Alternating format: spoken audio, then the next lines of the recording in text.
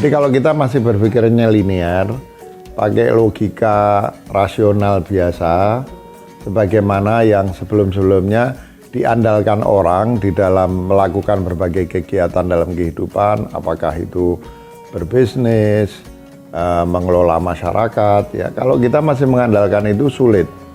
Jadi kalau kita mau pakai istilah yang sebelum saya pergunakan istilah yang lebih mungkin filosofis, itu kita kenal di samping berpikir linear, logis, vertikal, itu ada yang disebut sebagai berpikir lateral.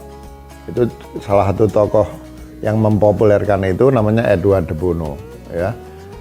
Kadang berpikir lateral itu diidentikan dengan berpikir kreatif. Dan berpikir kreatif itu bukan cara berpikir linear, rasional, logis biasa, tapi lebih chaotic gitu, ya. Nah, jadi cara-cara pendidikan juga yang menekankan pada disiplin, dalam arti disiplin kaku, ada disiplin positif namanya, itu lain. Disiplin kaku, kemudian drilling, ya, kemudian orientasi pada prestasi akademik yang biasa, ya, tidak akan bisa menyiapkan anak didik untuk menghadapi apa yang disebut sebagai era disrupsi atau era revolusi 4.0.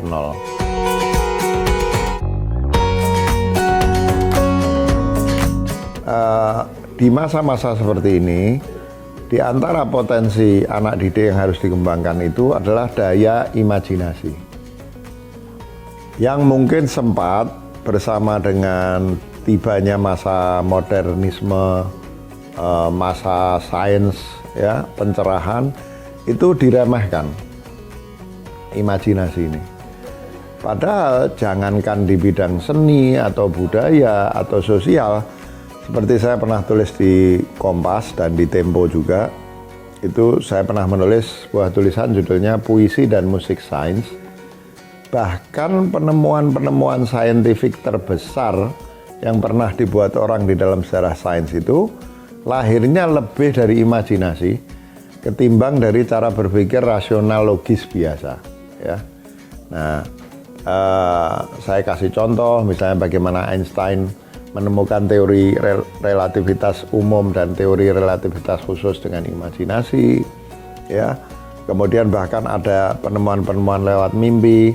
Salah satu ahli matematik terbesar dari India, ya, Ramanujan, itu orang yang paling banyak melahirkan teori-teori di bidang matematik. Itu teori-teori yang dia peroleh itu datangnya lewat mimpi. Orang seperti Mendeleev yang menemukan tabel unsur kimia itu juga mendapatkan gagasannya dari mimpi. Imajinasi itu mimpi itu imajinasi yang terjadi waktu tidur, ya, atau kalau visions itu waktu jaga. Jadi ada persoalan berpikir lateral atau kreatif, ada persoalan berpikir imajinatif. Semuanya itu berbeda dengan cara kita mendidik anak untuk menjadi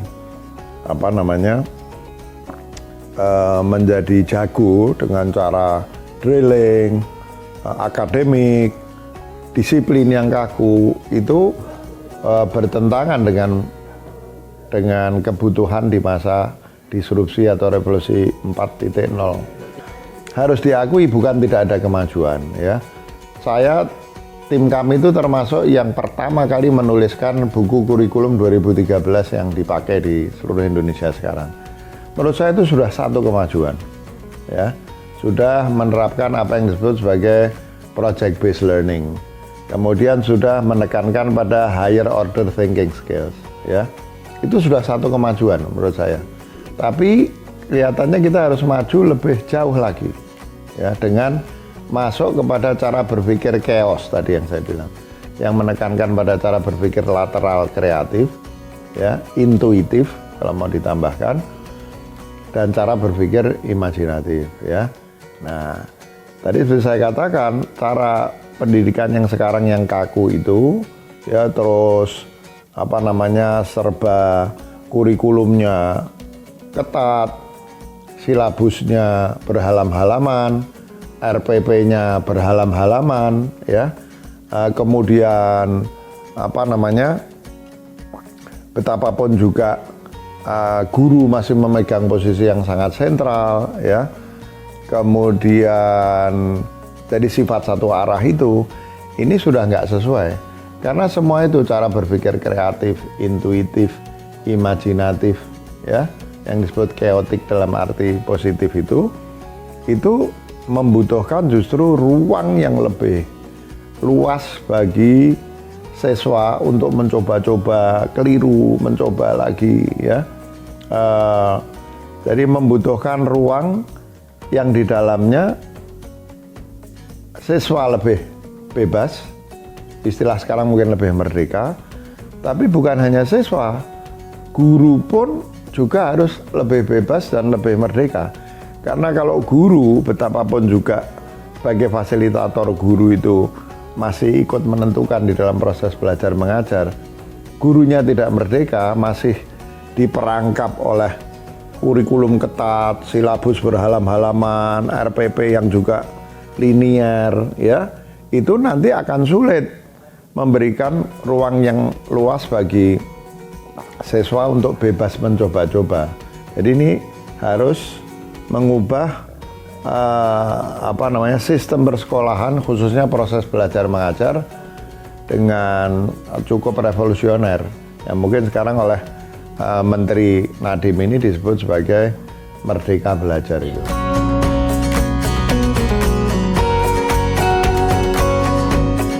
Pertengahan tahun 90-an, ya, lebih dari 15 tahun lalu saya sudah menulis di Kompas tentang UN yang sudah harus dihilangkan. Itu mungkin 15 tahun yang lalu saya sudah nulis. Jadi sudah diupayakan dengan berbagai macam cara, termasuk sudah hampir goal dihapuskan di zaman Pak Anies Baswedan, tapi waktu itu yang menahan terus Pak JK, sehingga tidak bisa sepenuhnya dirombak. Bahkan saya juga tahu Pak JK juga protes waktu Pak Nadiem bilang mau menghapuskan UN yang berlaku universal di seluruh Indonesia. Sampai-sampai saya lihat Pak Nadiem harus bermain kata-kata untuk menunjukkan bukan dihapuskan tapi diubah dan lain sebagainya. Tapi sebetulnya intinya itu harus dihapuskan menurut saya. Jadi itu bagus sekali, ya. RPP itu juga bukan hal baru. Kalau kita pergi ke Finlandia, itu jangankan RPP, silabus aja satu halaman, kurikulum itu diserahkan kepada guru-guru. Tapi memang situasi kita beda. Finlandia negara kecil, pendidikan gurunya bagus, ya. Sementara di sini negaranya besar, banyak tempat terpencil. Jangankan terpencil, di luar Jakarta saja sudah sulit, ya. Sehingga nanti problemnya Merdeka Belajar itu adalah di tempat-tempat tertentu, kalau tidak diantisipasi dengan baik, Merdeka Belajar itu artinya tidak tahu bagaimana harus belajar dan tidak tahu caranya mengajar. Karena selama ini kan mereka dibimbing pakai kurikulum yang detail, di training tentang peta kompetensi, KD, terus sampai ke silabus, RPP-nya sudah teknis, ya. Kalau di kurikulum 2013 itu, nah, dibikin Merdeka Belajar lebih sesuai dengan kebutuhan masa sekarang. Tapi kalau kita lihat kualitas atau tingkat penguasaan secara umum dari guru-guru kita di seluruh Indonesia, terutama di kota kecil, di desa-desa, di desa terpencil, itu kalau tidak diantisipasi, Merdeka Belajar itu artinya tidak tahu harus bagaimana caranya belajar. Ya kalau soal zonasi kan memang kebetulan sebelum Pak Nadiem juga sudah dimulai, tapi ada perubahan, ya. Saya kira itu ide yang bagus untuk pemerataan pendidikan, ya, dan juga memancing kreativitas yang lebih merata, bukan hanya di sekolah-sekolah yang disebut sekolah-sekolah unggulan.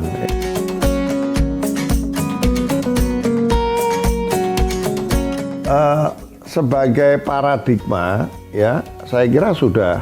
Tapi seperti saya bilang itu kan harus diturunkan, ya. Tadi Merdeka Belajar, gurunya kalau nggak siap artinya merdeka tidak belajar, dalam arti nggak tahu apa yang harus diajarkan ya. Kalau sistem zonasi menurut saya sebetulnya dengan fine tuning di sana sini ya, mudah-mudahan itu sudah diterapkan lama sekali. Dulu waktu anak saya sekolah di Amerika tahun 90, saya ada di Amerika ya sudah pakai sistem zonasi. Di Amerika itu nggak ada pilih sekolah. Kalau kamu tinggal di sini, sekolahmu itu tahun 90. Sebelum itu sudah diterapkan di Amerika tahun 90 kan berarti 30 tahun lalu. Jadi harusnya nggak ada problem, hanya perlu di fine tuning ya. Tadi yang soal RPP 1 halaman menurut saya itu tadi. Gurunya harus disiapkan ya. Paling tidak dimotivasi bahwa mereka itu kalau mau mampu, pakai intuisi mereka.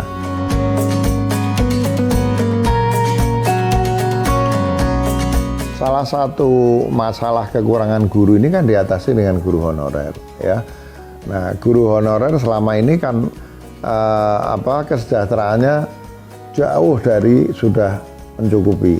Jadi saya kira dengan adanya kemungkinan penyaluran sampai 50% dana BOS ke situ, saya kira akan membantu karena guru yang bagus saja kalau kehidupan ekonomi rumah tangganya morat-marit, bagaimana dia bisa mengajar dengan baik ya. Apalagi kalau kualitasnya belum maksimum, ditambah punya problem ekonomi morat-marit, ya bagaimana dia bisa mengajar dengan baik, padahal keberadaan mereka kan betul-betul dibutuhkan. Jadi saya kira ini satu langkah yang baik, yang mudah-mudahan sudah didasarkan pada studi, bahwa memang dengan membebaskan itu, sekolah-sekolah nanti akan betul-betul punya kemampuan untuk mengalokasikan ke tempat-tempat yang diharapkan BOS itu dialokasikan.